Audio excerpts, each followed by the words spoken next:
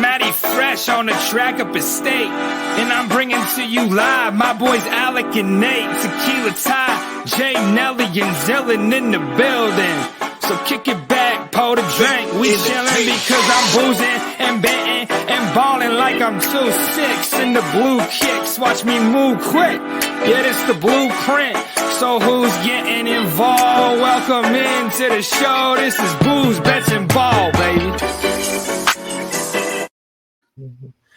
What's going on, everybody? Welcome back to Booze, Bets, and Ball. We are getting ready for game week here, game one of the season for Penn State as they travel to Purdue, which should be an interesting one, I guess, to say the least. I was distracted because I was reading a tweet that was sent to Matty Fresh, actually. It came from the one of the Penn State Twitter legends. I'm sure I'll show you it later, but at Matty Fresh TV, can you make a song about Singleton? So oof. The freshman the freshman hype is real. So well, now we can talk about it. The backup quarterback is Drew Alar, so maybe that guy hit that, but send a little too early on that one. Yeah, James Franklin's presser on Monday was an interesting one. Tyler Elston won the middle linebacker job, but Kobe King will play. Drew Aller coming from the abyss to become quarterback 2, which I didn't see coming. I don't know if you saw it coming. I don't think a lot of people saw it coming, but that is interesting to say the least there. I think that's a really good development, though. I mean, in spring, right, and then kind of early in camp, the people thought he was going to maybe develop a little more slowly than you would hope for a 5-star kind of number one ranked quarterback in the country. But, he fought over Christian Veillere, I believe is how we're pronouncing it now. I saw. Yeah, we changed that again. Yeah, and then is right there, hopefully with Clifford. So I don't know, man. It's like we talked about last week, though. Having competent backups in case Clifford goes out is the most important thing that this team can have going into the year. And it seems like they have that, because if he's already passing Christian Veillere a little bit, then you got 3 guys who you're confident in coming into the game to at least not have 4 false starts in 5 plays. Get well soon. Taquan Roberson tore ACL after 1 series at UConn. Yeah, it's tough to see. But as you mentioned, they trust Drew Aller to be the backup quarterback, and possibly if, God forbid something was to happen to Clifford in this game we're about to talk about, they trust him to play in it. And that game is at Purdue, which is the first of 2 matchups for Penn State this year between 2 6th-year starting quarterbacks, Sean Clifford and Aiden O'Connell for Purdue. You had a breakdown on this. Why don't you go into it? Tell me who's got the advantage here. What can we expect from the 2 6th-year quarterbacks? Sure. So at forthebloggy.com, we did a so-called RPI, or Relative Performance Index, comparison of Sean Clifford and Aiden O'Connell. And basically what it is you look at how each quarterback performed against the defense's average performance. So if a defense allows 7 yards per pass attempt, but the quarterback in that game got 7.7 yards per pass attempt, that means they are outperforming relatively 110% to what the defense is expected to give up. You can go read it at For the Bloggy and find it on YouTube at the For the Bloggy YouTube channel. But effectively, it looks Aiden O'Connell is really good. Aiden O'Connell consistently outperforms what the defenses are expected to give up. In terms of completion percentage, he gets about 15% more, 115% completion percentage over what defenses allow. He gets about 12% more yards per attempt than defenses allow.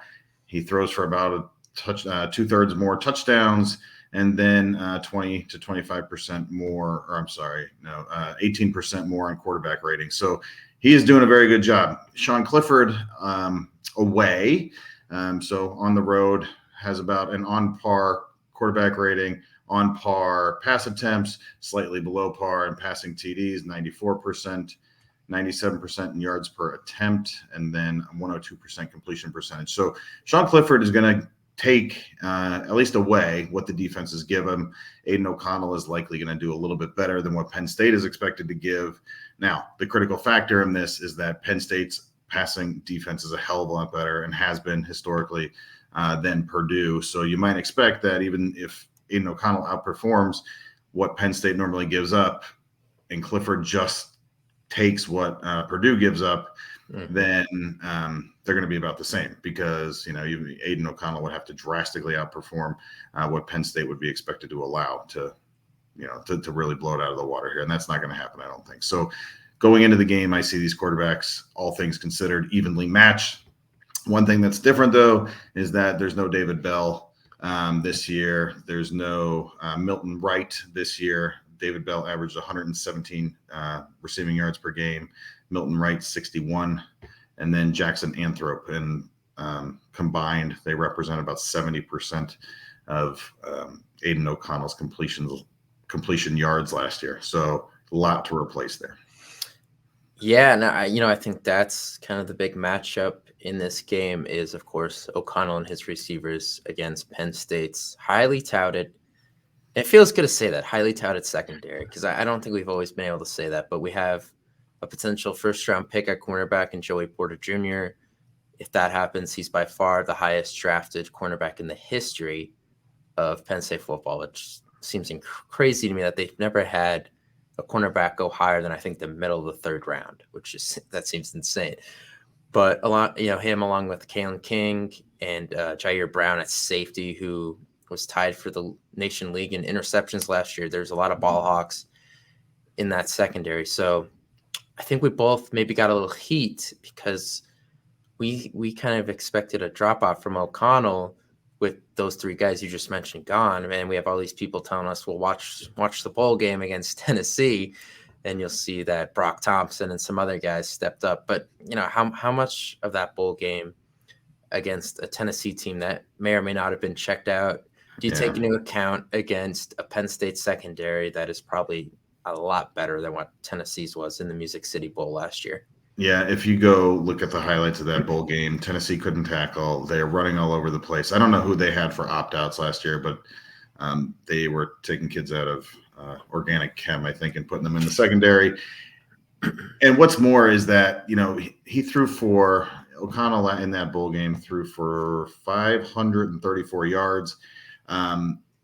He scored touchdowns of 75 yards, 70 yards, and I believe 67 or 62. So 70, 75, and 62. So that's like 40% of all of his yards on 3 attempts, which is not, that's not what Penn State's going to give up. Tweeted this out today too. Those 3 70-yard completions or 62-plus yard completions that Tennessee gave up in that game, Penn State has given up 3 since 2017. Wow. So, you're not going to see the Boilermaker receivers, especially against the secondary, and the speed of Joey Porter and the speed of Jair Brown and the rest. They're not going to give up huge plays like that. So Purdue will have to beat it with, adding up a lot of short passes and maybe finding a running game. I don't know. What do you think about Purdue's running game last year? Leading rusher, 530 yards, the same as Penn State's leading rusher. Well, I feel good, knock on wood, that Purdue is not really going to be able to run the ball on Penn State on Thursday. And I feel that way for a few reasons, actually.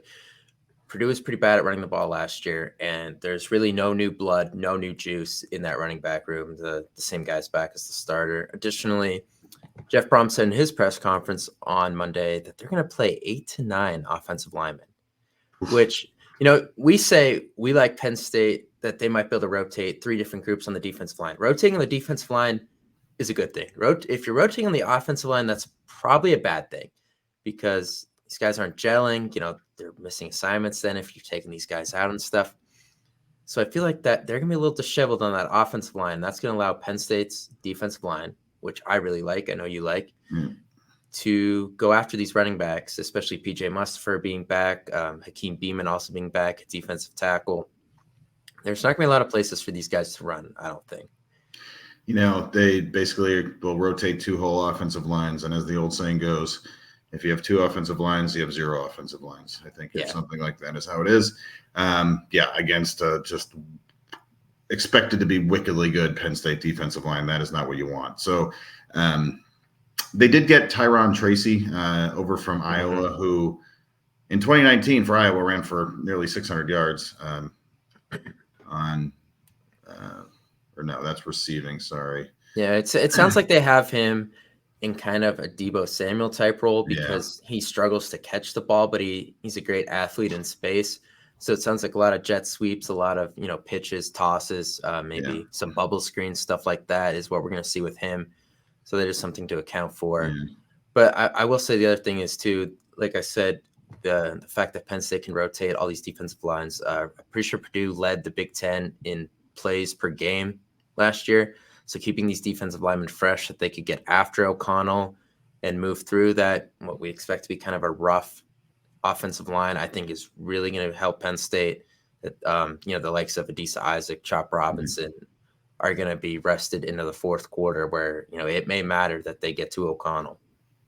Yeah, Purdue ran 967 plays in 13 games last year. Michigan ran 903 more plays, 970 in 14 games. So yeah, they absolutely ran for had a ton of plays. So that I agree with that point as well. I don't know. I don't know. I'm the one weakness that we've talked about a number of times, potentially middle linebacker. Now that seems to be settled, at least going into the game. You would look at that as being a run stopping position. Ellis Brooks, tremendous last year there. Mm-hmm. If Tyler Elston can do it and back up that line, but I think the line will protect him as well. A lot to like, and you're going to make Aiden O'Connell with a lot of new wide receivers and a lot of new pass catchers beat you in the air. And let's try that.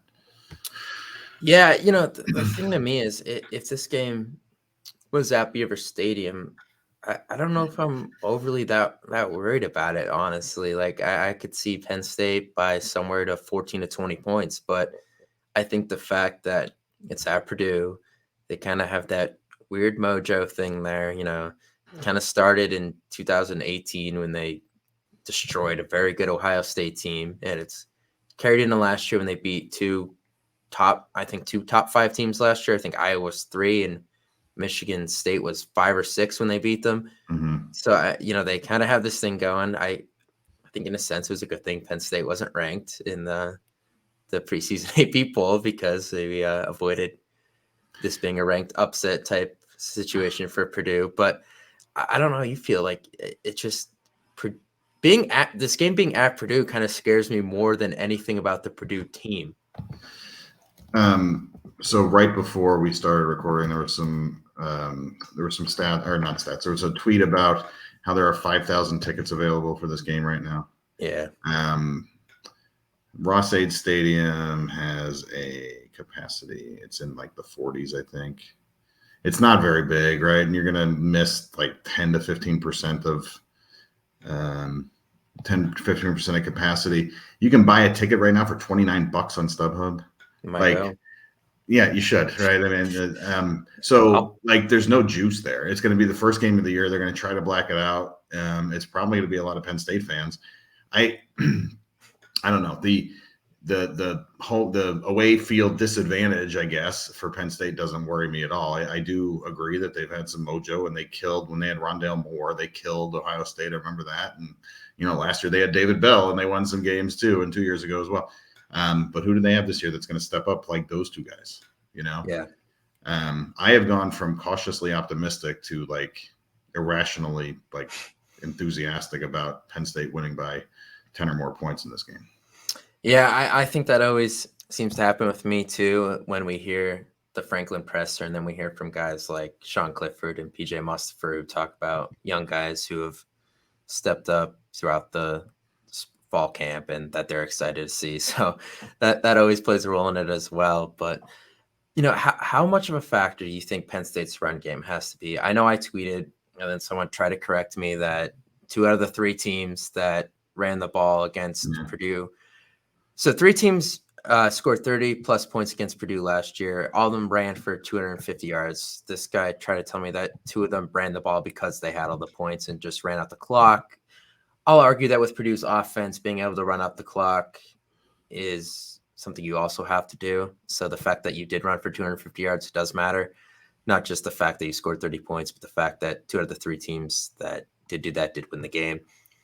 Do you think – I don't expect Penn State maybe to get to 250, but you think if they get to 150, 175, we feel pretty good about this then? Last year they averaged like 105, right, or something, 110. Yeah. So if they're going to get 50 more yards rushing, and just say they have about similar passing attack as they did. I feel good about them beating damn near everybody, considering they had fourth quarter leads in 11 games or something last year, rushing for 110 yards. So, Purdue last year, their defense was stout. They averaged 6 tackles for loss per game, which was, kind of middle of the pack or 5th in the Big Ten. And then sacks, where were they in sacks? And I know it's not really I think they had about 25 last year. 26 sacks, yeah, okay. 2 per game average, right? So that's 9th in the Big Ten. Penn State wasn't a huge sack team last year either, but they lose some of their out front guys there too. So it's another one where they have to replace quite a bit of production. They lose the number 4 tackler in the Big Ten, their middle linebacker, and then they lose Karlaftis. They bring back Cam Allen, who had 4 interceptions and 44 tackles, and people say he can be an All-American this year, which great, or at least an All Big Ten safety behind Jair Brown. Right. But, they return 8 starters, but those 8 starters were not the most productive guys on that defense, I think. So they have experience, but not kind of maybe at least on paper, it doesn't look like the talent that they're going against with Penn State skill positions. Yeah, that's the other thing. If you have one good guy in your secondary, I don't think it matters with this Penn State offense, because as James Franklin and Sean Clifford mentioned on Monday, they have about 5 to 6 receivers that they think can play, and that probably will play. So if you try to shut down Parker Washington, that's cool. I mean, Mitchell Tinsley had 1,400 yards with Western Kentucky last year, and then Keandre Lambert-Smith can certainly hold his own as well. And then you add in 2 athletic freaks in Malik Mega and Harrison Wallace. I mean, I think that's what's good about this Penn State offense, is that last year teams knew to shut down Jahan Dotson, maybe, to go to him. I kind of used the comparison with the Packers where Aaron Rodgers got a little too locked on to Devontae Adams at times, and it hurt them. And now that he's gone, could it almost benefit the Packers that Rodgers has to move the ball around? I'll make the same argument with Clifford here, that Dotson being gone is going to force him to go to other guys. It's going to force him to get everyone else involved, and it's going to be harder for defenses to kind of scheme for them because he can go anywhere now. He has 3 to 5 receivers who can play, and he has, 3 tight ends who could play. So I think Purdue maybe doesn't know what to expect from Penn State's offense, because I haven't seen it without Jahan Dotson, and haven't seen it with the likes of Nick Singleton, Katron Allen at running back. I think that's a really good point. And not only does it force Sean Clifford to look around and kind of find the best option, but it also forces the offensive coordinator, Mike Yurcich, to, scheme for more than one guy. It's not just him finding his superstar wide receiver a play, but it's, finding the best play for the situation, which maybe, especially after we've talked about after the injury last year, it kind of took away a dynamic of Clifford running and some of the other things that they were doing pre-Clifford injury. So, let's everybody get a fresh start. Like you said, Parker Washington really came into his own towards the end of the season last year and is going to be fantastic. Mitchell Tinsley, 15th best or 15th most productive receiver in college football last year, comes over, and all those tight ends and the young running backs. So I don't know. You tell me who you're going to stop, right? Like, it's one thing if it's Ohio State or Michigan, but it's Purdue, right? Whose defense does not have the speed nor the talent that those other ones do. And, we could be on cold takes next week when if this game goes the wrong way, but that's okay. Like, you have to, you have that expectation. So yeah, we do. And we should. Really quick before we get to the final prediction here.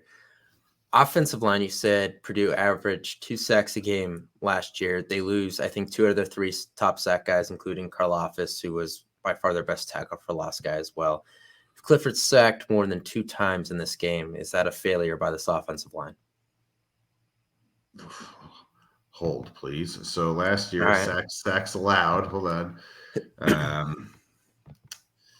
Yeah. All right. We're eating into our time, but very quickly. All right. I got it. Yep. So last year, Penn State gave up 2.62 sacks per game.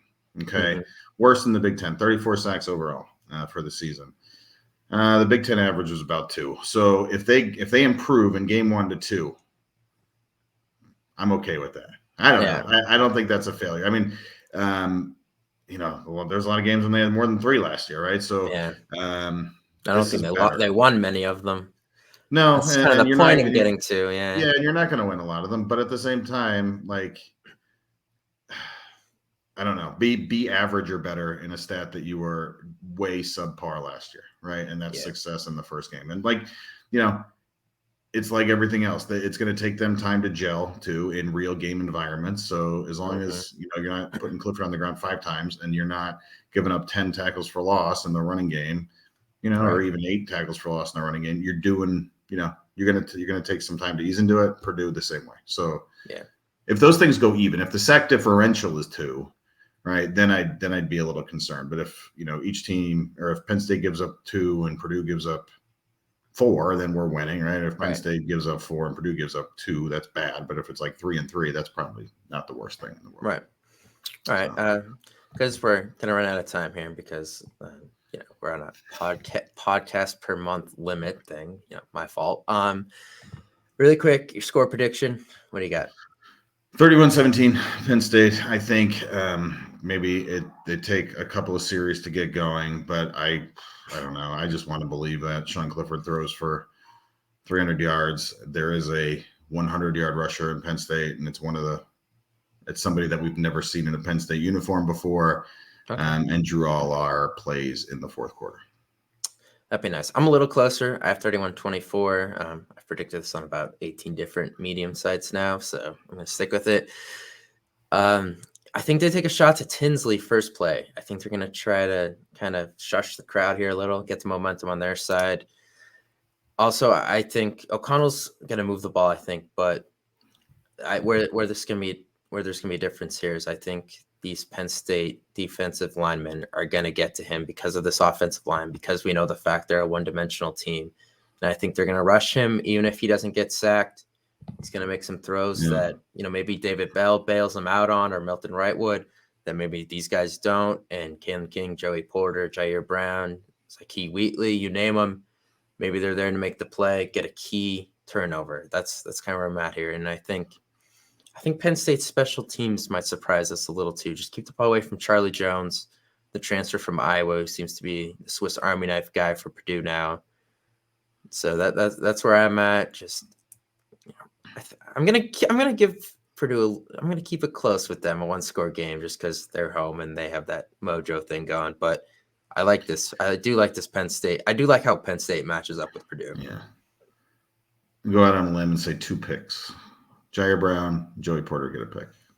That'd be nice. If they return one of them too for a touchdown, or at least deep in a Purdue territory, that's huge. And I'm hoping the punt game too, get the ball down there, get it deep, because you cannot give Aiden O'Connell short fields. That's kind of where I'm at. Make him go as long as possible, because if you make them run as many plays as possible with how we feel about this defense line versus their offensive line, the chances for a sack, a fumble, an interception it's going to go way up the longer you make them go down the field. Yep. Awesome. Can't wait. It's going to be going. By the time this comes out, it'll probably be 2. But all right, that's going to do it for this episode of our preview. Sorry, it's a little shorter, a little rushed, just how it has to be. We'll be back next week. We might start going to 2 a week. I don't know yet. We're gonna see how things go, see what we can manage, get the other guys back and involved, do some fun things, hopefully. So that's where we're at. All right, so for Nate, I'm Alec. Thanks for watching. Remember to subscribe and like on YouTube and on podcast platforms. If on Apple, leave a review. Hopefully more than 3 stars would be nice, because 3 stars. As someone on Twitter who we know likes to say, no more 3 stars, bro. So thanks for watching. All right.